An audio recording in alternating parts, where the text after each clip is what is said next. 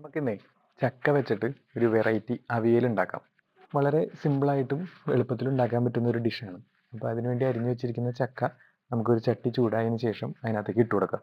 എന്നിട്ട് അതിൻ്റെ മീതെ അരിഞ്ഞു വെച്ചിരിക്കുന്ന പച്ചമുളക്, കുറച്ച് ഉപ്പ്, കുറച്ച് മഞ്ഞൾപ്പൊടി ചേർത്തിട്ട് നല്ലോണം ഒന്ന് മിക്സ് ചെയ്തെടുക്കാം. നല്ലോണം മിക്സ് ആയതിന് ശേഷം നമുക്കതിൻ്റെ മീതെ കുറച്ച് വേപ്പിലയും കൂടി ഇട്ട് കൊടുത്തിട്ട് മൂടി വെച്ച് ഒരു 5 മിനിറ്റ് നമുക്കൊന്ന് വേവിച്ചെടുക്കാം. ഇനി നമുക്ക് എടുത്തു വെച്ചിരിക്കുന്ന വാളംപുളി പിഴിഞ്ഞ് ഇതിനകത്തേക്ക് ചേർത്ത് കൊടുക്കാം. എന്നിട്ട് നന്നായി ഒന്ന് മിക്സ് ചെയ്ത് യോജിപ്പിച്ചതിന് ശേഷം ഒരു 5 മിനിറ്റും കൂടി നമുക്ക് വേവിച്ചെടുക്കാം. ഈ നേരം കൊണ്ട് നമ്മൾ എടുത്തു വെച്ചിരിക്കുന്ന ചിരകിയ തേങ്ങയും അരിഞ്ഞ മുളകും കൂടി ചേർത്തൊന്ന് അരച്ചിട്ട് നമുക്ക് ഇതിനകത്തേക്ക് ആഡ് ചെയ്യാം.